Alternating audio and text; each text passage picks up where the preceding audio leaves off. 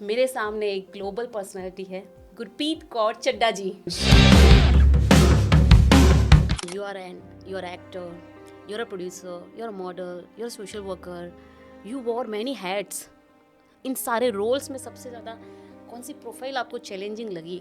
See, acting was very difficult, but it was not easy because Mumbai में आपको पता है कि इतनी ज़्यादा कंपटीशन है। कई बारी मैं कास्टिंग डायरेक्टर्स के उधर गई तो मैं देखती थी कि छोटे कपड़ों में मॉडल्स आती थी और उनको फटाफट अंदर ले लेते थे और हम बैठे रहते थे ऑडिशन देने के लिए। वहाँ से जो एक छोटी बच्ची का सफ़र शुरू हुआ। मेरे डैड बिजनेसमैन थे एंड मेरी मॉम शुरू से ही टीचर रही हैं, पहले हॉस्टल वार्डन थी। सो दोनों पेरेंट्स का जो भी इनकल्मिनेशन है वो मेरे में आया। सो मैंने कोशिश की है कि मैं लाइफ में जो सब लोगों के लिए कर सकूं वही बेटर है। सो सारे रोल्स अदा किए।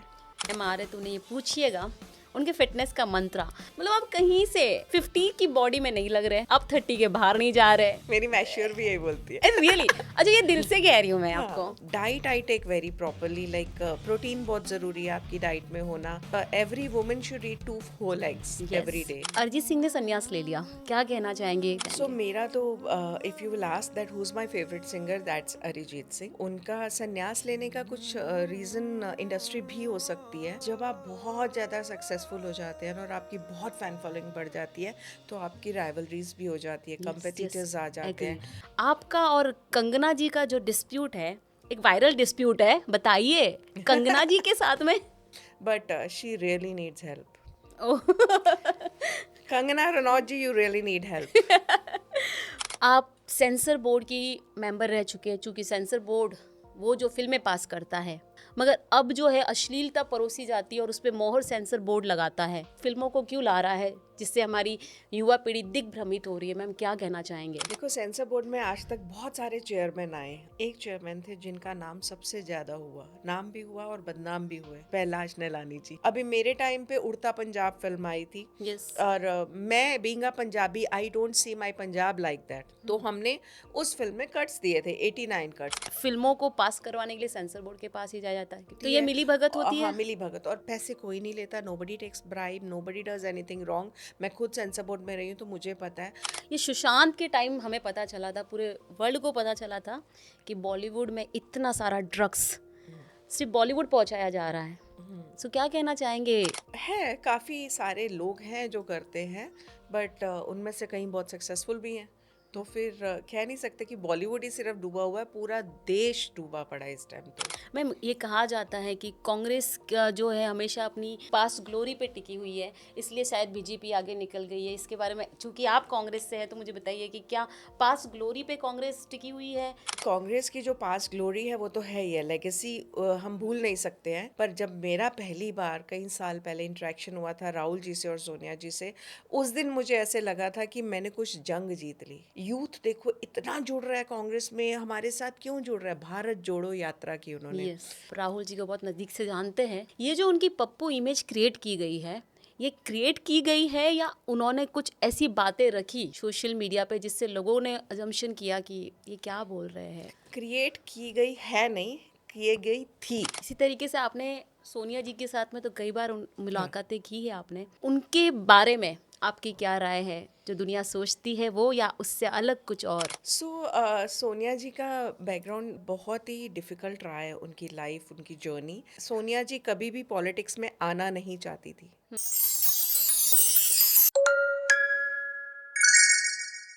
चैम्बर ऑफ लेजेंड में आप सभी का एक बार फिर से स्वागत है दोस्तों। आज आप इस एपिसोड को बहुत ज़्यादा पसंद करने वाले हैं, क्योंकि ब्यूटी विद ब्रेन तो आपने सुना होगा, लेकिन ब्यूटी विद ब्रेन को यूज़ करके देश की सेवा कैसे की जाती है, प्रेजेंट कैसे किया जाता है, को उनसे सीखे। She war many had, she is a actor, she is a producer, of course she is a model, and सबसे बड़ी बात, वो देश की सेवा हमेशा से करती आई है। मैंने उनकी जर्नी उस समय से देखी है जब आई थिंक फ्रॉम 2011। सो मेरे सामने एक ग्लोबल पर्सनालिटी है, गुरप्रीत कौर चड्डा जी। कैसे हो मैम आप? Thank you so much for the appreciation. इतनी सारे टाइटल्स आपने कैरी कर रखे हैं, आप कैसे कैरी कर लेती है इतने सारे टाइटल? आप प्रोड्यूसर भी है, आप एक्टर भी है, आपने मॉडलिंग भी की है, और और ऐसी ऐसी फिल्में बनाई हैं कि खुद आप रज्जो बन के जो आपने like beyond the words sir, कैसे, हाउ यू डिफाइन इट? सो मेरे से जब भी कोई ये क्वेश्चन पूछता है तो पहली चीज़ मैं बोलती हूँ कि एक तो मैं सिंगल हूँ, मेरे पास बहुत टाइम है सब कुछ करने के लिए, और सिंगल के साथ साथ सिंगल पेरेंट हूँ। तो एक सिंगल पेरेंट की जो स्ट्रगल्स रहती है वो कंघी से लेके चाटर तक बेच सकती हूँ मैं, मेरे अंदर इतनी कैपेसिटी है। So that is the thing that एक टीचर से यहाँ तक पहुँचने का सफ़र बहुत ही इंटरेस्टिंग रहा। स्ट्रगल्स भी रही, पर जो कुछ शौक पूरे करने थे ना मैंने किए। Okay, Whatever I wanted to do, I did it, and I'm very, very happy with that. So can we go through your childhood journey inside, वो वहाँ से जो एक छोटी बच्ची का सफ़र शुरू हुआ, कैसे आप? सो मैं एक मिडिल क्लास फैमिली से बिलोंग करती हूँ, एंड मेरे डैड बिजनेसमैन थे, एंड मेरी मॉम शुरू से ही टीचर रही हैं। पहले हॉस्टल वार्डन थी अमृतसर में, उसके बाद दिल्ली शिफ्ट होने के बाद उन्होंने स्कूल की जॉब की और टीचर बनी, और हेड मिस्ट्रेस रिटायर हुई हैं, एंड बहुत ही एंटरप्राइजिंग पर्सनैलिटी है, तो बचपन से उनको देखा है। सो एक मिडिल क्लास फैमिली के काफ़ी चैलेंजेस रहते हैं। डैड का बिज़नेस सारा शिमला में था, सो हमारा बचपन काफ़ी सारा शिमला में भी बीता है। सो जब डैड बाहर होते थे, कुछ होता था, तो मम्मी बहुत अच्छे से मैनेज करके घर चलाती थी। सो मेरी मम्मी में इतने हुनर थे कि उनसे बड़ा कुछ सीखने को मिला। कभी वो स्वेटर बनाती थी, कभी क्रोशिया, कभी गिफ्ट जो देने वाले होते हैं वो बनाती थी, शो पीसेस बनाती थी, सब कुछ करती थी एक टीचर के साथ साथ, घर भी मैनेज करती थी। कभी कभी तो ऐसे करती थी कि मतलब मिस्त्रियों के काम भी कर लेती थी। सो हमारा घर बहुत फेमस था, हम डीडीए फ्लैट्स में रहते थे, और ओके, हमारा घर बहुत फेमस था कि इनके घर में हर 6 महीने में मिस्त्री लगते हैं, क्योंकि मम्मी को बड़ा शौक था सब चेंज करने का। सो जिसकी मदर इतनी ज़्यादा एंटरप्राइजिंग हो, तो उनके अंदर अपने आप वो क्वालिटीज़ आ जाती हैं। और जहाँ बात करें मेरे फादर की, तो मेरे फादर चैरिटी पे बहुत बिलीव करते थे। सो वो गुरुद्वारों के साथ भी बहुत जुड़े हुए थे। शिमला संजौली गुरुद्वारा था, उसके भी मेंबर रह चुके हैं। तो फिर उनसे मैंने चैरिटी सीखी। उनका मैं बिहेवियर देखती थी कि वो ब्लॉक में, मोहल्ले में सबकी मदद करने के लिए हमेशा रेडी रहते थे। सो दोनों पेरेंट्स का जो भी इनकल्मिनेशन है वो मेरे में आया। सो ओह, मैंने कोशिश की है कि मैं लाइफ में जो सब लोगों के लिए कर सकूं वही बेटर है। सो सारे रोल्स अदा किए। I am really borderline obsessed with your one quality, which is like you are very adorable daughter. OMG, अब मैंने बहुत सारी डॉटर देखी है, बट आप अपनी मम्मी के साथ जो बॉन्ड निभाते हैं ना, वो कुछ यूनिक है। कुछ बताइए ना, ये बॉन्ड क्या मुझे कहलाता गूज़बम्स आ गए। सो मेरी मॉम की बात करें ना, सारी दुनिया मुझे बोलती है कि मैं ट्रैवल बहुत करती हूँ, because I love to travel, है? Yes, I have and seen. बचपन से मेरा बहुत शौक था कि मैं सबको बोलती थी मैं एयर होस्टेस बनूंगी, ताकि मैं हमेशा फ़्लाइट में ट्रैवल करूँ। सो इस वजह से फिर जब मैं बड़ी हुई, तो टाइम ऐसा कुछ आया ही नहीं। फाइनेंशियली हमेशा स्ट्रेस में रहती थी। साथ ही साथ मतलब छोटी सी एज में डिवोर्स हो गया, वो स्टोरी अलग बताऊंगी आपको। तो पैसे ही नहीं होते थे कि मैं कुछ कर सकूं अपने शौक पूरे। But after 40 I made sure कि अभी मैं सिर्फ और सिर्फ जहां कोशिश करूंगी, और मेरा नाम इतना बन गया कि मुझे ऑटोमेटिकली सब स्पॉन्सर होता रहा। मैं जिस कंट्री में जाती थी मुझे रेड कार्पेट मिलता गया। तो मेरी मॉम मेरी पार्टनर बनी, and my mom is now earning well, उनकी पेंशन आती है, उनकी oh, my brother is doing very good, वो बहुत सपोर्ट करता है। सो इसलिए मुझे ऐसा लगता है कि अकेले जाने से अच्छा है मैं मम्मी को साथ लेके चलूँ, और मैं उनको नहीं घुमाती, वो मुझे घुमाती है। ओह, सो सारा खर्चा मम्मी करती है। Is that? सो ये तो आई कुछ अलग ही हाँ। आपने बात बताई। दिस इज, सो बच्चों की क्या औकात है कि वो माँ बाप के लिए कुछ कर सके, जो सीरियसली, भी है माँ बाप ही उनके लिए करते हैं। तो मेरी मॉम मेरी ट्रैवल पार्टनर भी है, मेरी बेस्ट फ्रेंड भी है, and I share a very special bond. मैं उनको मेरी हेलो से पता लग जाता है कि मैं खुश हूँ या उदास हूँ।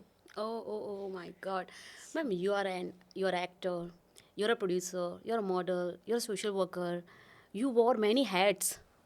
तो सबसे चैलेंजिंग क्या रहता है इन सारे रोल्स में? सबसे ज़्यादा कौन सी प्रोफाइल आपको चैलेंजिंग लगी? See acting was very difficult because जब मैं मुंबई आई थी तो मैं यही सपने लेके आई थी अपने दोनों बच्चों के साथ कि मुझे मॉडलिंग करनी है, मुझे एक्टिंग करनी है। पर it was not easy because Mumbai में आपको पता है कि इतनी ज़्यादा कंपटीशन है और इतना ज़्यादा फेवरिज्म है कि मैं नहीं कर पा रही थी जो मैं चाहती थी। सो फिर भी एक्टिंग वाज डिफ़िकल्ट, बट जहाँ जहाँ कोशिश हुई, फिर मैंने सोचा कि कई बारी मैं कास्टिंग डायरेक्टर्स के उधर गई तो मैं देखती थी कि छोटे कपड़ों में मॉडल्स आती थी और उनको फटाफट अंदर ले लेते थे और हम बैठे रहते थे ऑडिशन देने के लिए। सो ये चीज़ मुझे हर्ट करनी शुरू हो गई कि मैं हमेशा जब भी जाती हूँ और ऐसे ही होता है और मुझे काम नहीं मिल रहा। सो मैंने सोचा मैं खुद ही प्रोड्यूसर बनूंगी और इन सबको काम पे लगाऊंगी।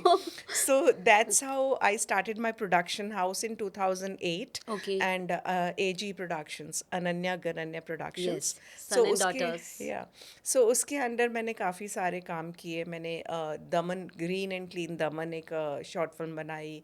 देन उड़ीसी इन एपॉक करके हमने mud and Versova Koli people के लिए एक शॉर्ट फिल्म बनाई थी, जो बहुत ही ज़्यादा काला घोड़ा फेस्टिवल वगैरह यस, में यस, फेमस यस। हुई। तो उसकी वजह से काफ़ी सारा मड और वर्सोवा के लोगों को बेनिफिट्स मिले सरकार की तरफ से। वहाँ ओह! पे हॉस्पिटल आया, स्कूल आया। सो ऐसे धीरे धीरे जर्नी स्टार्ट हुई। So as a producer also I started doing things. पैसों का क्रंच रहता है because being a single parent it is not easy, और being a non corrupt politician also. So वो भी बहुत इंपॉर्टेंट है। मैंने शुरू से चैरिटी को इम्पोर्टेंस दी है, तो इसलिए मैं कहीं पे भी कुछ ऐसा कर ही नहीं पाई कि मैं पैसा कमा सकूं। और मुझे आता भी नहीं है पैसा कमाना। मुझे अब मेरी मम्मी बोलती हैं कि तेरे को ऊपर वाला इसीलिए खुले पैसे नहीं देता कि तू सब बांट देगी। So that is the thing कि मुझे कभी भी ऐसा नहीं हुआ कि मेरे पास बहुत पैसा और मैं बहुत मज़े कर रही हूँ। बट अगर मेरा लाइफस्टाइल देखोगे तो मेरे पास इतना कुछ है कि मैं किसी भी चीज़ की कंप्लेन नहीं कर सकती। Yes, yes, yes. मैम, आपसे अभी आपने कहा एक सिंगल मदर होकर आपने बहुत कुछ किया है जो कि पेरेंट्स वाले लोग भी नहीं कर सकते। थोड़ी स्टोरी वो जानना चाहेंगे कि आपकी लव लाइफ के बीच ऐसा क्या हुआ कि आप फिर से निखर के आई, क्योंकि you always rose from the ashes which yeah I know. So वो स्टोरी थोड़ा जानना चाहेंगे। So I was 18 year old जब सुष्मिता और ऐश्वर्या मिस वर्ल्ड और मिस यूनिवर्स बने थे। तो तब से मेरा ड्रीम था कि मेरे को भी ब्यूटी पेजेंट्स में जाना है, मेरे को भी कुछ करना है लाइफ में। तो मेरी फैमिली ने मुझे बहुत सपोर्ट किया क्योंकि उनके भी बहुत सपने थे। वो छोटे से बचपन से देखते थे कि मैं को करिकुलर एक्टिविटीज़ में बहुत ज़्यादा एक्टिव थी। स्कूल में भी मेरी मॉम को, प्रिंसिपल को जाके बोलना पड़ता था कि इसको पढ़ाई करने दो, इसको मत लो किसी भी एनुअल डे के फंक्शन में। सो इसलिए मतलब मैं एक्टिव रही, तो मैं चाहती थी कि मैं भी ब्यूटी पेजेंट्स करूं। But I got into love and मेरी देयर लव, ओनली। हाँ, देन 19 साल की उम्र में मेरी शादी हो गई। हाँ, yes, so yes, yes, I yes. Was 19 and a half, my husband was 6 months younger to me, 19। हम दोनों ने चाइल्ड मैरिज कर ली। तो बच्चे थे, इसलिए हमारी कंपैटिबिलिटी हो नहीं पाई, बनी नहीं। झगड़े आपस में, छोटे बच्चों जैसे लड़ना करना। बट इस पूरे एपिसोड में मेरा साथ दिया मेरे इन लॉज ने। ओके। तो जब मैंने अपने mother in law, father in law को बोला, छोटी सी उम्र में बच्चे हो गए। आई वॉज 22 जब मेरी डॉटर हुई yes, and yes. 23 and a half जब मेरा बेटा हुआ। तो फिर उसके बाद मुझे ऐसे लगा कि अभी टाइम आ गया है कि मतलब मुझे कुछ डिसीजन लेना पड़ेगा लाइफ का। तो तब मैंने अपने father in law, mother in law को बेड पे बिठाया और उनको प्यार से समझाया कि मुझे सेपरेट होना है और मुझे आपकी हेल्प चाहिए, क्योंकि मेरे बच्चे बहुत अटैच्ड है आपसे, तो मैं नहीं चाहती कि बच्चों के दादा दादी उनसे छूटे। तो फिर वो भी समझ गए, पापा ने मेरा साथ दिया और उन्होंने मुझे अपने हाथों एमिकेबली सेपरेट किया। ओह! एंड उसके बाद नई जर्नी स्टार्ट हुई। फिर मैं स्कूल में टीचर थी। मैंने मैंने बीकॉम किया था okay. From Delhi university correspondence, और उसके साथ साथ मैंने नर्सरी टीचर्स ट्रेनिंग कोर्स किया था, 2 years diploma course. Oh! So it's from Bal Bharati, it's one of the best in the teacher world. तो देश के निर्माता होते हैं, सो यू हाँ। आर। सो मैंने कोर्सेज किए थे तो मुझे इमीडिएटली बहुत अच्छे स्कूल में जॉब मिल गई। जी। मैं रामजस डे बोर्डिंग स्कूल में टीचर बनी। ओके। फिर बहुत अच्छा स्कूल था, आनंद पर्वत पे पढ़ाती थी मैं। 12 साल मैंने टीचिंग की। और जब मेरा सेपरेशन हुआ आई वॉज 26 year old, और दोनों बच्चे छोटे थे। बेटा 3 साल साल का था, बेटी 5 साल की थी। और बट मेरे इन लॉज ने मेरा साथ नहीं छोड़ा, वो उन्होंने काफ़ी सपोर्ट किया मुझे बच्चों को संभालने में, पालने में। ओके। और बस फिर जर्नी स्टार्ट हुई। मेरा मन नहीं लगता था आफ्टर डिवोर्स दिल्ली में ना, मुझे ऐसे लगता था कि मुझे अब अपने सपने पूरे करने हैं कुछ भी करके। And my daughter was very talented, yes, और तो मुझे ऐसे लगा मेरी ना से ही मैं अपनी बेटी के थ्रू अपने सपने पूरे करूँगी। Yes, yes, yes. तो फिर अनन्या का सिलेक्शन हो गया एक उसमें रियलिटी शो में, रेन मेरा star superstar from star plus. Okay. हम फिर बॉम्बे आ गए, और बॉम्बे आने से पहले भी मेरे ब्रदर ने मुझे रोका कि नहीं जाना छोटी बच्ची को लेके, मुंबई अंधेर नगरी है, प्रॉब्लम हो जाएगी, ये हो जाएगा। मैंने बोला कुछ नहीं होगा, मुझे एक बार जाने दे, मैं तेरा सर नहीं झुकने दूंगी। Yes, and that you and did. फिर जब फर्स्ट टाइम मेरा ब्रदर बॉम्बे आया तो रोने लग पड़ा कि I am so proud of you, he is elder to me, मेरी बहुत जान निकलती है उससे। But then he was very happy कि how I established myself. Time लगा, हो गया।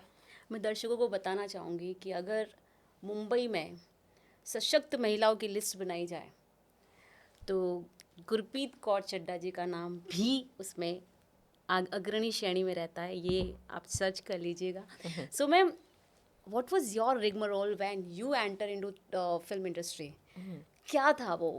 व्हाट वाज, जब सास भी हुई वो तो बाद में सारे सीरियल्स में, लेकिन आपको इनिशियल स्टेज पे? डिफ़िकल्ट था बिकॉज़ मैं रॉ थी बिल्कुल, मुझे एक्टिंग नहीं आती थी। ओह, जबकि मैंने मिस एनटीटीआई जीता हुआ था because I was a model type of material. तो मैंने obviously you know I was thinking when you said कि मैंने 12 साल स्कूल में पढ़ा है, तो बच्चे कहते होंगे, आपका नाम नहीं लेते होंगे, वो सुंदर सी मैडम है ना, नहीं, उन्होंने, मेरा हाँ। नाम बच्चों ने मैंने बहुत सारे क्रश पेजेस पे भी देखा स्कूल अच्छा। के, but they used to call me fragrance वाली ma'am. Oh. So I am little finicky about, you know, मुझे फ्रेग्रेंसेस बहुत पसंद है। Yes. एंड मैं फ्लाइट में कितनी बारी सीट बदल लेती हूँ because I am allergic to smells. मुझे स्वेटिंग स्मेल्स से एलर्जी है, मतलब आई प्यूक। तो ओह। इसलिए मुझे बहुत शौक है। तो बच्चों ने वही नाम रखा था, फ्रेग्रेंस वाली मैम मेरा। और फिर बस बॉम्बे आए, स्ट्रगल थी बहुत ज़्यादा, बट अच्छा रहा। मैंने आते ही हमने यहाँ पे छाप छोड़नी शुरू कर दी। मेरी डॉटर को लाइक स्टार गोल्ड अवार्ड्स के लिए बुलाया, फिर मैं आई, गेस्ट हाउस लिया, शुरू किया काम। एंड उसके बाद मुझे सास भी कभी बहू थी मिला, यस। बट लंबा नहीं चला बिकॉज मुझे एक्टिंग ठीक से आती नहीं थी। ऊपर से उन्होंने मेरी वॉइस की डबिंग कर दी थी। तो फिर मुझे सीखने को मिला कि आपको मिलेगा तो सब कुछ, उसको निभाना कैसे है वो आपको वो आना आपको आना चाहिए। चाहिए, यस, यस, यस, यस। तो अपनी गलतियों से बहुत कुछ सीखा भी। और आज तो मतलब टचवुड मैं बोल सकती हूँ कि आज मैं ट्रेन कर सकती हूँ सबको। So life has changed. So ma'am, film industry में आपने उस समय जब आए तो आपको कोई स्ट्रगल का दौर नहीं देखना पड़ा जो आज बॉलीवुड के न्यू कमर्स देखते हैं? आपने तो बॉलीवुड इंडस्ट्री को अभी बहुत, चूंकि आप तो प्रोड्यूसर हैं, तो क्या चैलेंजेस आपने देखे होंगे उस समय? एक्चुअली उस टाइम पे फिर भी काम मिल जाता था, रॉ लोगों को भी, सबको। मेरे बच्चों ने बहुत काम किया एज चाइल्ड एक्टर्स। दोनों ने ऑलमोस्ट 40 सीरियल्स किए होंगे, 10 मूवीज़ की होंगी, 50 एड्स की होंगी। मेरा बेटा तो बहुत फेमस चाइल्ड एक्टर था एज अ, मतलब एड बॉय। बट अभी आके जितना मर्जी आप ऑडिशंस दे दो, मेरे बच्चे तो डिसहार्टन हो गए हैं कि इतने ऑडिशंस देते हैं फिर भी सिलेक्शन नहीं होता। व्हाट इज़ दिस मम्मा, हम बचपन से काम कर रहे हैं, we can direct the films yeah. And still we are not getting work, what is this. तो जब उनका कुछ काम होता है फिर बोलते हैं थोड़ा एक्टिंग सिखानी पड़ेगी। एक तरफ लोग तारीफ़ करते हैं कि क्या काम किया है, क्या काम किया है, और दूसरी तरफ बोलेंगे मुझे ऐसे लगता है थोड़ी एक्टिंग सिखानी पड़ेगी। तो इससे मेरे बच्चे बहुत डीमोटिवेट होते हैं कि कितनी मेहनत करने के बाद भी, बचपन से लेके काम कर रहे हैं, फिर भी आज भी हमें जज किया जाता है कि हमें ये करना है, वो करना है। सो यहाँ पे सिर्फ फेवरिज्म चलता है ओके। अभी भी। There are so many big casting directors जो मुझे पर्सनली जानते हैं, मतलब जो चाहें तो ज़िंदगी बदल सकते हैं बच्चों की, और उनको पता भी है दोनों टैलेंटेड बच्चे हैं। बचपन में उनके साथ काम भी किया हुआ है बच्चों ने, बट काम नहीं देते। जी, ऐसा। Nobody gives.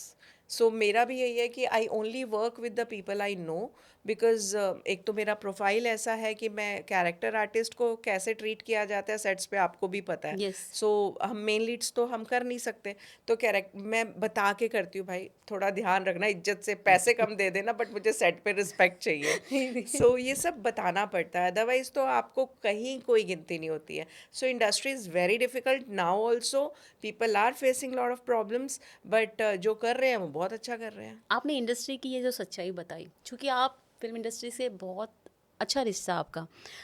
अरिजीत सिंह ने संन्यास ले लिया प्लेबैक से, क्या कहना चाहेंगे, क्या रीज़न हो सकता है? क्योंकि बहुत सारी चीज मान्यताएं चल रही है, सो आप क्या कहना सो चाहेंगे? मेरा तो if you will ask that who is my favourite singer, that's Arijit Singh. या सो उनका संन्यास लेने का कुछ रीज़न इंडस्ट्री भी हो सकती है, बिकॉज जब आप बहुत ज़्यादा सक्सेसफुल हो जाते हैं और आपकी बहुत फ़ैन फॉलोइंग बढ़ जाती है, तो आपकी राइवलरीज भी हो जाती है, यस यस, कंपेटिटर्स आ जाते हैं। एग्रीड। और एक स्टेचर पे पहुंच के ना आपको ऐसे लगता है हो गया बस यार, अभी रोज़मर्रा की ये चिक चिक नहीं चाहिए, it's better to stay away.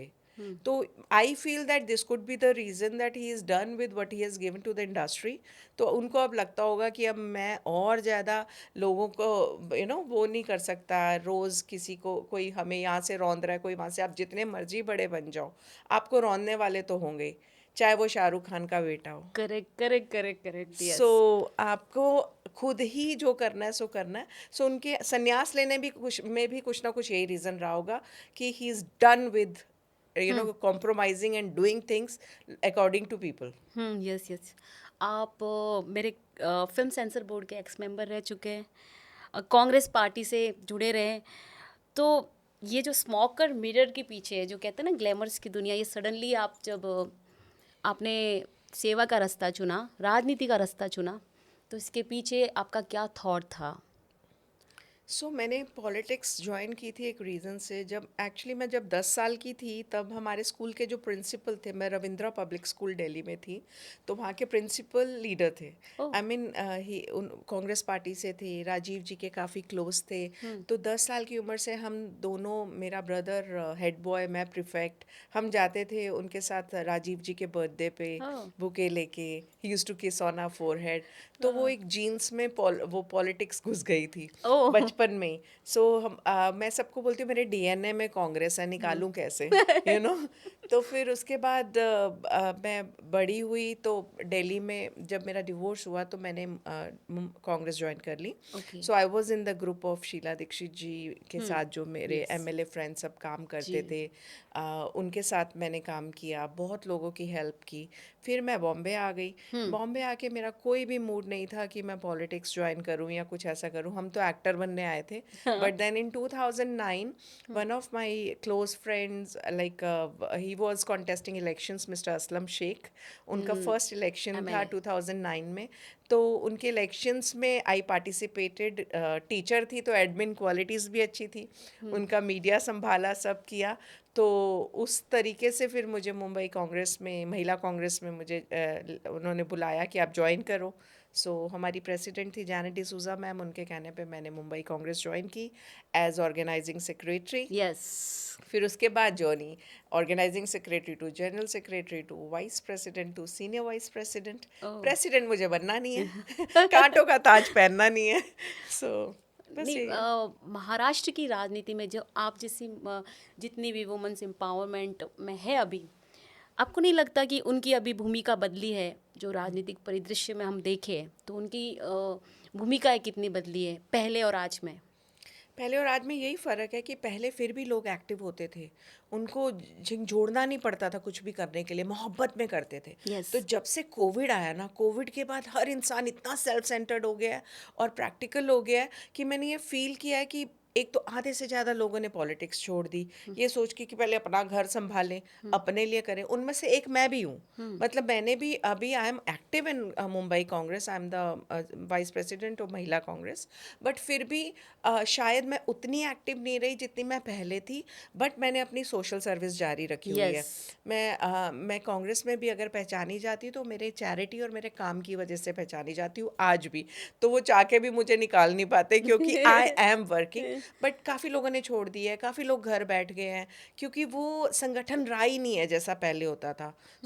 महिलाएं आगे आना चाहती हैं, बट उनको रोक दिया जाता है, उनकी लेग पुल की जाती है। मैं भी जब मतलब मैंने नई नई मैं मुंबई आई थी ना, तो सब बोलते थे अच्छा बड़ी आई है दिल्ली से, वो करेगी। बट मैंने कंसिस्टेंसी रखी। तो मैं सबको यही बोलती हूँ कि लाइफ में ना आपको ना एकदम ऐसे नहीं चढ़ना है, आपको अगर आप धीरे धीरे चढ़ोगे तभी ऊपर ठहरे रहोगे, नहीं तो ठक करके गिरोगे। जो भी करो लाइफ में उसको पूरा करो, मेरा ये मानना है। आपने पॉलिटिक्स में उस टाइम कदम रखा जब आप एकदम यूथ थे, और आज का जो यूथ है वो पॉलिटिक्स से दूर भाग रहा है, मोबाइल की दुनिया में घुस गया है और बुजुर्ग सारा पॉलिटिक्स में है। तो आप क्या कहना चाहेंगे ऐसे लोग, क्योंकि ये बहुत अच्छी बात है कि आप उस एज में गए जिस एज में इंसान ये सारी दुनिया सोचता भी नहीं देश के लिए, उस एज में आप गए थे। This is very big thing. या सो अभी भी अगर आप देखेंगे जो लास्ट इलेक्शन हुए कॉरपोरेशन के, यस, उसमें यस। मुंबई कांग्रेस ने मैक्सिमम यूथ कैंडिडेट्स को टिकट दी। सो कोशिश कर रहे हैं काफ़ी, हमारी यूथ कांग्रेस के बच्चे भी ऐसे हैं कि जो बहुत अच्छा काम कर रहे हैं अपने अपने फील्ड में। सो लाइक हमें ना सतर्कता बढ़ानी पड़ेगी। जो ये सोशल मीडिया ने गंद घोल दिया है ना, तो लोग इसलिए भी पॉलिटिक्स से भाग रहे हैं। हर कोई सिर्फ एक दूसरे की काटने में लगा हुआ है और कोई किसी को मोटिवेट नहीं करता कि आप ये करो।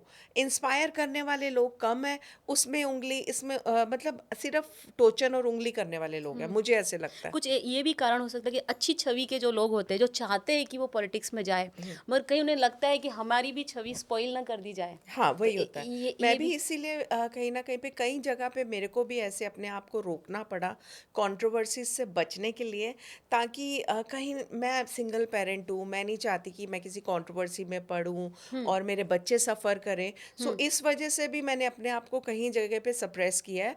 अदरवाइज़ मैं भी ग्लोबल आइकन बन सकती थी, कोई भी एक मुद्दा उठा के, कुछ भी करके। बट मैंने हमेशा कोशिश की है कि मैं सही चीज़ के लिए बात करूँ। ओके। मैम, ये कहा जाता है कि कांग्रेस का जो है हमेशा अपनी ऐसा लोग कहते हैं कि पास्ट ग्लोरी पे टिकी हुई है, इसलिए शायद बीजेपी आगे निकल गई है। इसके बारे में, चूंकि आप कांग्रेस से हैं, तो मुझे बताइए कि क्या पास्ट ग्लोरी पे कांग्रेस टिकी हुई है, और आज जो हो रहा है बीजेपी जो आगे चली गई है, उसमें क्या रीज़न हो सकता है? चूंकि देखो कांग्रेस की जो पास्ट ग्लोरी है वो तो है ही है, लेगेसी हम भूल नहीं सकते हैं। यस। बट उस लेगेसी को आगे बढ़ाने के लिए आप पता नहीं कभी राहुल जी से पर्सनली मिले हैं कि नहीं, पर जब मेरा पहली बार कई साल पहले इंटरेक्शन हुआ था राहुल जी से और सोनिया जी से, उस दिन मुझे ऐसे लगा था कि मैंने कुछ जंग जीत ली, you know. One to one उनके साथ बैठ के कुछ अलग ही ऑरा था। और उन्होंने वो ऑरा कैसे प्रूव किया है, यूथ देखो इतना जुड़ रहा है कांग्रेस में, हमारे साथ क्यों जुड़ रहा है, भारत जोड़ो यात्रा की उन्होंने, यस। कितने हजारों किलोमीटर चले। वो कोई जग दिखावा नहीं था, वो आज तक का रिकॉर्ड है। जिस भी नेता ने डांडी मार्च किया है उसने हिस्ट्री बनाई है। यस। सो उसके बाद से कांग्रेस एक अलग लीग में चल रही है। और बीजेपी की बात करें तो बीजेपी आगे जा रही है। मैं तो बहुत न्यूट्रल पॉलिटिशियन हूँ, जी। मेरे को कोई फर्क नहीं पड़ता अगर कांग्रेस पार्टी मुझे निकाल भी दे बाहर। पर अगर मुझे किसी बीजेपी लीडर का काम पसंद आता है, मैं उसका नाम पब्लिक में लेती हूँ जी। कि he is doing good. Okay. So मैं I am very neutral because मैं सोशल वर्कर हूँ, मुझे हर हर तबके के लोगों के साथ आप काम व्यक्ति को पड़ता है। महत्व देते हैं पार्टी से ज़्यादा। मेरे को कुछ लेना देने नहीं, कोई किस पार्टी से है, शिवसेना से है, कांग्रेस से है, एनसीपी से है, अगर वो काम कर रहे हैं तो मेरे लिए भगवान है। मेंबर ऑफ पार्लियामेंट है हमारे संजय दीना पाटिल जी, जी। उद्धव जी की पार्टी से हैं भांडुप से। जब भी मैंने उनको कुछ काम बोला उन्होंने किया है। जुहू के एमएलए अमित साटम जी, उनको जब भी किसी के लिए हेल्प के लिए काम बोला उन्होंने किया है। सो मैं लोगों को, यहाँ के हारून खान भाई हैं वो भी शिवसेना से हैं, तो पार्टी मेरे लिए मैटर नहीं करती है। कांग्रेस पार्टी मेरे डीएनए में है, मेरे ब्लड में है, मैं रहेगी। मुझे बोला जाता है कि तुम बीजेपी ज्वाइन कर लो, बीजेपी इतनी आगे बढ़ रही है, तुम्हें कुछ लाइफ में करना है तो करो। मुझे नहीं करना, मैं अपनी लॉयल्टी कांग्रेस पार्टी के साथ ही रखूंगी। बट मेरे काम के लिए मुझे जिसकी ज़रूरत पड़ेगी और जो काम करेगा उसकी तारीफ भी वैसे ही करूंगी। Yes, yes. I have seen back because कि you never rest on your laurels. So tell me about जो रज्जो का किरदार आपने निभाया, माइंड ब्लोइंग। ऐसा लगा कि हम किसे देख रहे हैं, पूरी तरीके से वो किरदार।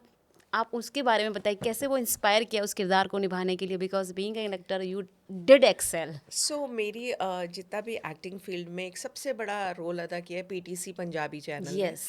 वहाँ के जो मेन जीएम थे Ravindra Narayan ji, he was very very intellectual, he is very intellectual and very focused. Yeah. तो उन्होंने काफ़ी सपोर्ट किया जब मैं मिस पीटीसी पंजाबी जज करती रही कितने साल।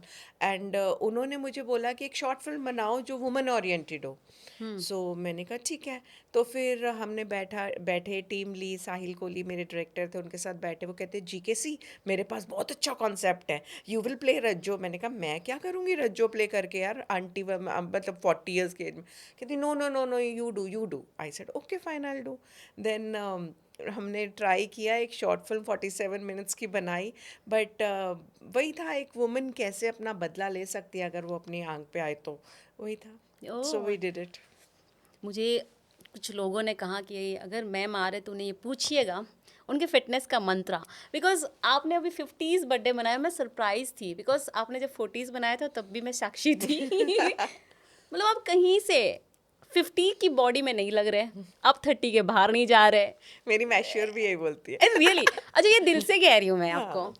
तो फिटनेस मंत्रा बताइए, बिकॉज ये सुनने वाली सारी लड़कियाँ वो सारी चीज़ें खाने वाली है, वो फॉलो करने वाली है, प्लीज़ बताइए मैम। या सो मैं शुरू से फिटनेस के लिए बहुत पर्टिकुलर रही हूँ, बट मैंने जिम कभी सीरियसली नहीं किया।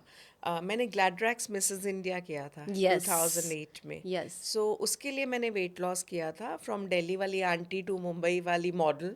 सो उसके लिए I tried hard and I became 55 kgs oh, at that time in 2008। I was 32 years old। और वो जो एक रीजाइम दिया ना मिसेस मॉरिन वाडिया ने, या कि 1 month we were under training and 4-4 घंटे स्टेलेटोज में डांस करना, प्रैक्टिसेस करना, कैट वॉक सिखाना, देन लीना मोगरे जी का योगा करना, तो वो फिटनेस एक इनकलकेट हुई मेरे अंदर। बट फिर भी मैंने जिम, मेरे सामने कोई जिम की बातें करता था, मैं कहती please I can not do gym, I can not do gym. Then मेरे को 3 साल पहले मेरे बच्चों ने बहुत फोर्स किया कि मॉम एक बार ट्राई ट्राई ट्राई, और मेरे फ्रेंड ने जिम खोला था, वाई नॉट फिटनेस जिम है जो तो व्हाई नॉट हाँ, वाई नॉट फिटनेस। फिटनेस। तो उन्होंने बोला वाई नॉट फिटनेस, तो मैं आ गई उनके मतलब जिम में एंड आई स्टार्टेड। और अब मैं जिम नहीं करती हूँ तो मुझे बहुत गिल्ट फील होता है। आदत हो सो गई है। Yeah so I have got best of the best trainers and diet तो मैं शुरू से ही फॉलो तो करती हूँ। What's your diet? पहले डाइट से पतली होती थी। अभी हमें बताना आपकी डाइट। सो मैं इंटरमिटेंट डाइट करती हूँ। मैं रात को अगर मैं 12 बजे खाना खा रही हूँ, मैं लेट खाना खाती हूँ, मैं सबको बोल रही हूँ, जो कि बैड हैबिट है, बट मैं सोती 2-3 बजे हूँ, तो मुझे भूख लग जाती है, तो इसलिए मैं खाना लेट खाती हूँ। ओके। सो मैं I give gap of 14 to 16 hours। Oh, so I take my first meal at 2 o'clock, मतलब जिम से आके शावर लेके तब मैं मील खाती हूँ। Oh, and I start my day only at 3 o'clock, from 3 to 3 I work. Oh, या अगर सुबह कोई काम नहीं है, कोई कमिटमेंट्स नहीं है तो, but diet I take very properly, like protein बहुत ज़रूरी है आपकी डाइट में होना। So to every woman should eat 2 whole eggs yes, every day. Yes, सब बोलते हैं एग वाइट खाओ, एग वाइट नहीं, 2 whole eggs are very important. Okay, and बाकी थोड़े से 100-150 ग्राम राइस लेती हूँ, वाह, साथ में चिकन। कैलकुलेटेड मील रहता है, okay, salads are very important. And fibre, then yeah, so I take 2 meals a day, okay, only 2 meals a only day? 2 meals a day, so 2 o'clock and 10 o'clock। so बीच में मुझे भूख लगती है तो I take either soup और कुछ भी healthy snacks। Okay. एक ही चीट करती हूँ मैं, डॉक्टर चिंटू अगर मेरे को सुन नहीं रहे हैं तो, मेरे पूरे दिन में एक ही चीट होता है, 1 कप चाय। दैट अच्छा, आई कैनॉट मिस। ओके, आप चाय, नहीं, मुझे चाय मना चाय के किया हुआ फैन है सारे, अच्छा, हाँ, ओह। मुझे चाय के लिए मना किया हुआ है, but I love drinking tea, so once a day at least I have T.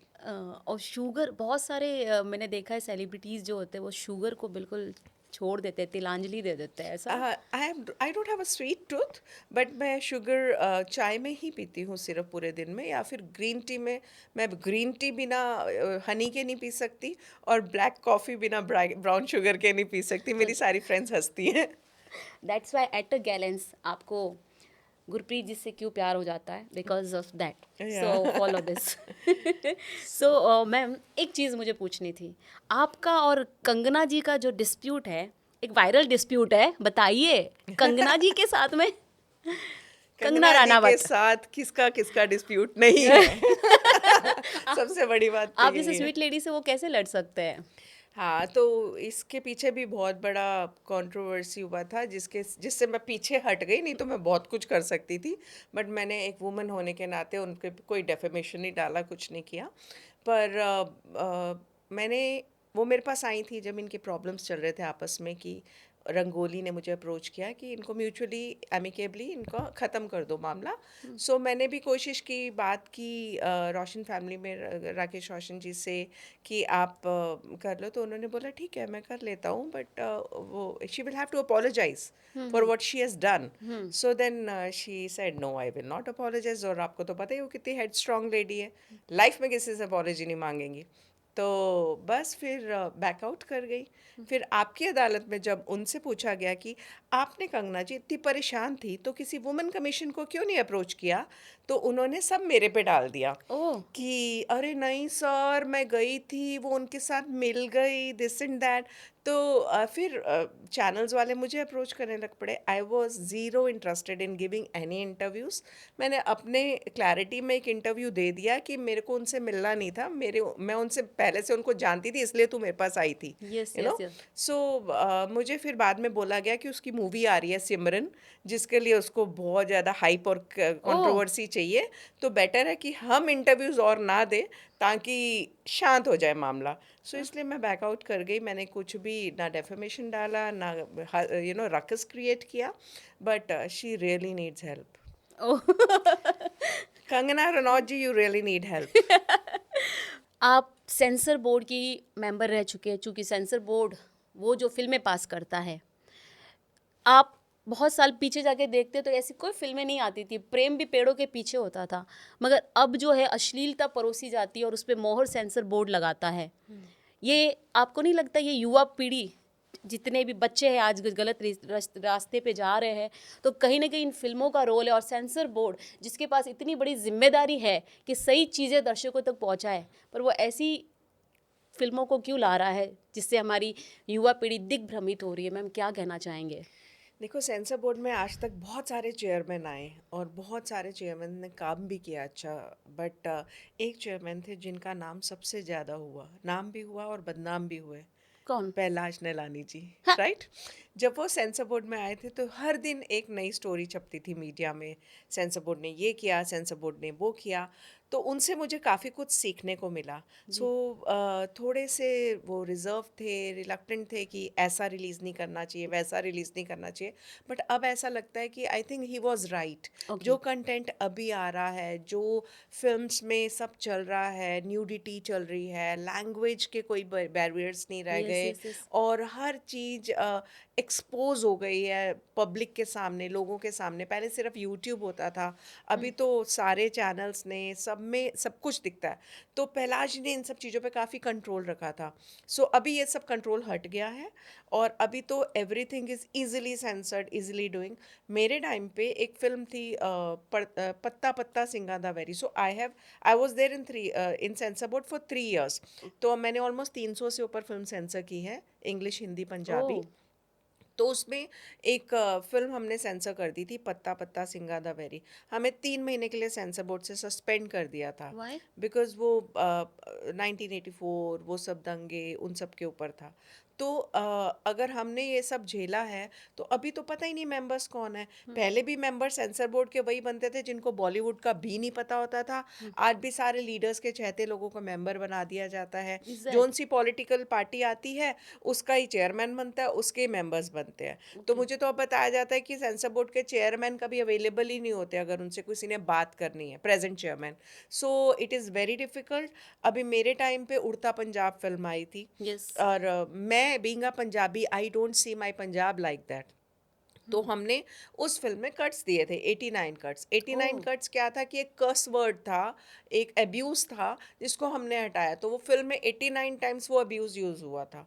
तो उसको लेके भी बहुत सारा सीन क्रिएट हुआ, बहुत रकस हुआ, पूरे मीडिया में छपा, उड़ता पंजाब बैंड, उड़ता पंजाब। बट आज जो उड़ता पंजाब को आप उड़ा रहे हो, जी। वैसा तो पूरा बॉलीवुड में होता है। नशे कहाँ नहीं होते हैं, क्या क्या नहीं हो रहा, हमारे मुंबई में, महाराष्ट्र में नशों को लेके।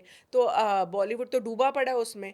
तो आप सिर्फ पंजाब को ही क्यों डिफेम कर रहे हो ना। तो इस वजह से हमने उड़ता पंजाब के लिए थोड़ा सा सीन हुआ था हमारा। तो अभी ये चीज़ें बिल्कुल डिफरेंट हो गई है। अभी तो दे डू एनीथिंग, कुछ भी चल रहा है, कैसे भी आ रहा है। और वॉयलेंस इतनी ज़्यादा दिखाते हैं फिल्म्स में, it's not easy to digest. Dhurandhar की बहुत तारीफ कर रहे हैं सब, and I also love Dhurandhar very much. But कई उसमें ऐसे सीन थे जिसमें उसका स्किन फेस से पकड़ के खींचता है, मतलब हमें ऐसे करना पड़ गया था कि यस, हम यस, क्या यस। देख रहे हैं। सो ऐसा वॉयलेंस नहीं होना चाहिए ना कि जो आप हॉलीवुड को कॉपी कर रहे हो तो हॉलीवुड के टाइटल्स भी कॉपी करो ना, जिसमें एज लिमिट्स होती हैं, हर चीज़ होती है। Hollywood is different and Bollywood and India's culture is different. So उसके हिसाब से सिनेमा बनना चाहिए अकॉर्डिंग टू मी। बट ये जो फिल्मों को पास करवाने के लिए सेंसर बोर्ड के पास ही जाया जाता है क्योंकि सर्टिफिकेट चाहिए, तो आपको मैं पूछना चाहती हूँ एज अ नागरिक कि क्या पैसे लिए जाते हैं पास करवाने के लिए? Never, never. तो फिर ऐसी फिल्में कैसे पास कर दी जाती है? हाउ आप सेंसर कैसे कर देते हैं? तो वही तो आपको बता रही हूँ कि जो पहले भी मेंबर्स थे अभी भी मेंबर्स हैं, सब वही है जो लीडर्स के चाहने वाले होते हैं, जिनको बॉलीवुड की नॉलेज नहीं तो होती ये है। मिली भगत होती हाँ, है? मिली भगत। और पैसे कोई नहीं लेता, nobody takes bribe, nobody does anything wrong. मैं खुद सेंसर बोर्ड में रही हूँ तो मुझे पता है। पर पहले और अब में ये फ़र्क आ गया कि अब लेट गो कर दिया जाता है चीज़ों को। जब से OTT प्लेटफॉर्म्स आए हैं तो सबको ऐसे लगता है जब OTT में इतना कुछ दिखा रहे हैं तो थिएट्रिकल भी दिखाने में क्या हर्ज है। तो लीनियंसी ज़्यादा हो गई है। बट लीनियंसी में काफ़ी सारी चीज़ें हार्म कर रही है आज की आने वाली जनरेशन को। इसीलिए तो हमारे बच्चे जेंजी बनते जा रहे हैं। Yes. ये सुशांत के टाइम हमें पता चला था, पूरे वर्ल्ड को पता चला था कि बॉलीवुड में इतना सारा ड्रग्स सिर्फ बॉलीवुड पहुंचाया जा रहा है। सो क्या कहना चाहेंगे, सीरियसली बॉलीवुड ड्रग्स में डूबा हुआ है या उड़ता पंजाब बॉलीवुड है, उड़ता मुंबई? अ, है, काफ़ी सारे लोग हैं जो करते हैं, बट उनमें से कई बहुत सक्सेसफुल भी हैं। तो फिर कह नहीं सकते कि बॉलीवुड ही सिर्फ डूबा हुआ है, पूरा देश डूबा पड़ा है इस टाइम तो। मुझे पता लगता है कि राजस्थान साइड में इतने ड्रग्स चलते हैं, बॉर्डर से आते हैं। सो इस सब के पीछे हमारी जो साथ वाली कंट्री है, वहाँ से बॉर्डर से ड्रग्स भेजे जाते हैं ताकि इंडिया की पॉपुलेशन ख़त्म हो। Simple. Okay. So everywhere it's drugs, we have to decide कि हमने क्या करना है और क्या नहीं करना। Yes, correct. आपके ऊपर यस यस यस। मैं भी रही हूँ, मेरे सामने I have seen people doing it. But आपके ऊपर है ना कि आपने अपनी ज़िंदगी कैसे बितानी है यस यस और यस। क्या चीज़ आपको हार्म कर सकती। So GKC in one word. I would ask you to tell me GKC in one word. Mesmerizing personality. Seriously. And for me, I am very pure. Yeah, you are. That's it. Whatever I am, I am. I have one personality. That's me. Yeah, external and internal, both side. You attract many, you inspire many, and मैं भी हूँ उसमें. सो लोग बोलते हैं कि politicians तो खादी पहन के ही घूमते हैं ना. So I am a very modern kind of a politician Yeah, because if beautiful you see all also. International politicians also right from Kamala Harris to Ruby Dhalla of Canada. So I believe that आपके कपड़ों से आपका वो किरदार पता नहीं लगना चाहिए. मैंने जैसी लाइफ जीनी है मैं वैसे ही जीऊँगी, चाहे मुझे छोटे कपड़े पहनने हैं या पूरे कपड़े पहनने हैं, पर मेरा काम से मैं पहचानी जानी चाहिए. सो इसलिए आप पॉलिटिशियन हो, आपको जैसे रहना आप रहिए, आप वही कीजिए जो आपका दिल चाहता है. आपको खादी पहन के नहीं पता लगेगा कि आप राजनीति करोगे. करेक्ट. क्या बात है. Thank you. सैल्यूट. मैम, एक सवाल आपको पूछना था क्योंकि आप राहुल जी को बहुत नज़दीक से जानते हैं. ये जो उनकी पप्पू इमेज क्रिएट की गई है, ये क्रिएट की गई है या उन्होंने कुछ ऐसी बातें रखी सोशल मीडिया पे जिससे लोगों ने अजम्पशन किया कि ये क्या बोल रहे हैं? क्रिएट की गई है नहीं, किए गई थी. थी. हाँ, क्रिएट की गई थी. सो आप वो मानते हैं? हाँ, आप मानते हैं? ऑफ कोर्स सारा पेड मीडिया था, सोशल मीडिया तब तो नया नया आया था. तो यही सब तो क्रिएट किया गया था. वो तो मास्टर्स हैं, क्रिएशन के मास्टर्स हैं हमारे देश के करता Yes, धरता. yes. सो मैं कुछ भी उनके लिए बोलने से पहले सिर्फ इतना बोलूँगी राहुल जी के लिए कि उनको बोलने से पहले एक बार उनसे मिलो. फिर आपको उनका विजन पता लगेगा, उनका फोकस पता लगेगा. और आपको पता है राहुल जी के बारे में किसी को ये बात पता नहीं होगी, पर मैं बताना चाहूँगी कि उनको शोई चीज़ें नहीं पसंद. वो बहुत ही सिंपल, इतनी बड़ी फैमिली से आने के बाद भी वो इतने सिंपल हैं कि अगर उनके सामने कोई नेता बड़ी गाड़ी में आ जाए तो उसको बोलते क्या हुआ, are you doing corruption, I will not sit in your car. Is it? उनके सामने कोई महंगी घड़ी पहन के आ जाए, he will ask what happened, are you doing corruption. Is उनको नीचे तबके के लोग पसंद है, ग्राउंडेड लोग पसंद है, हम्बलनेस पसंद है. तो ये वाला तो साइड राहुल जी का किसी को पता ही नहीं है कि राहुल गांधी को शो ऑफ नहीं पसंद. मतलब वो उनकी खुद इमेज भी क्रिएट की गई है। वो खुद भी टी शर्ट और जीन्स में ऐसे ही घूमते हैं कार्गोज में, और ऐसे ही हैं वो, बिल्कुल सिंपल एंड बिल्कुल डाउन टू अर्थ, एंड उनको आप अपनी सिंप्लिसिटी से जीत सकते हो। ओके। इसी तरीके से आपने सोनिया जी के साथ में तो कई बार हाँ। मुलाकातें की है आपने, दिल्ली में भी और यहाँ पर भी। तो उनके बारे में आपकी क्या राय है? जो दुनिया सोचती है वो, या उससे अलग कुछ और? सो सोनिया जी का बैकग्राउंड मतलब बहुत ही डिफ़िकल्ट रहा है, उनकी लाइफ, उनकी जर्नी। जी। बट मेरे एक अंकल थे दिल्ली से, राजनीति में ही थे, पुरुषोत्तम विनायक जी। हुँ। उन्होंने मुझे बताया कि सोनिया जी कभी भी पॉलिटिक्स में आना नहीं चाहती थी। Hmm. She never wanted to be in politics, but होता है ना कि राजा के जाने के बाद रानी को कार्यभार संभालना पड़ता है, यस, यस। तो उनको जबरदस्ती धकेला गया था राजनीति में। Hmm. She is such an innocent soul कि हम जब पहली बार उनसे कई साल पहले मिलने गए थे दिल्ली, तो उनको देख के मुझे ऐसे लग रहा था कि उनके आसपास रेज निकल रही हैं। एक अलग एनर्जी थी, अलग ओह! वाइब। और हम हज़ारों लोगों से दिन में मिलते हैं, हमें तो पता होता है कि कौन सही है कौन गलत है। उनको देखते ही ऐसे लग रहा था कि मेस्मराइज हो गई मैं। So she is such kind of a lady who never wanted any post, who never wanted any profile or protocol. Simplicity उनको पसंद है। Same. That's Gandhi family for you. आपके साथ एक रैपिड फायर राउंड होगा और Okay. आपको उसके आंसर आपकी मर्ज़ी से देने हैं, ठीक है? So morning person Gurpreet Kaur Chadha ji, morning person या night owl? Night owl. Really? Camera के सामने या कैमरा के पीछे, एक्टर मोड या producer mode? Active mode. OMG. Fitness के लिए क्या करते हैं, योगा, वॉक और dance? Weightlifting. One word that describe Gurpreet Kaur Chadha today? GK is a super successful woman. Bollywood या पंजाबी सिनेमा, हर आपका दिल कहाँ कनेक्ट होता है? पंजाबी, because मेरी roots है. करेक्ट। सोशल वर्क या ग्लैमर? अगर एक चूज करना हो, glamour world, that is smog and mirror. Social work. Great, great. Stress buster क्या है, म्यूजिक, साइलेंस या फैमिली टाइम? Netflix. कुछ और ही बोल दिया। सो फेवरेट डायलॉग जो कि आपकी लाइफ पर एकदम फिट फिट फिट बैठता है? झुकेगा नहीं। हाँ, वही है। Actually तुमने ही बोल दिया। साला झुकेगा नहीं। नहीं नहीं, मैंने तो जस्ट सो दूसरा, लाइट कैमरा एक्शन या पीस पर्पस इम्पैक्ट?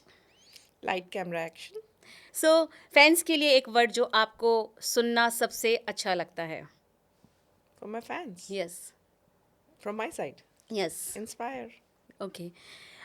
आज की जनरेशन वाली लड़कियों को जो आपको देखती है, 30s में ही देखती है, उनको गुरप्रीत कौर चड्ढा बनना हो तो क्या कहना चाहेंगे आप? बहुत डिफ़िकल्ट है गुरप्रीत कौर चड्ढा बनना, बिकॉज़ मेरी जर्नी बहुत डिफ़िकल्ट रही है। बट मैं यही बोलना चाहूँगी कि अगर मैं कर सकती हूँ यहाँ तक, तो आप भी कर सकते हो, बट उसके लिए आपको बहुत मेहनत करनी पड़ेगी।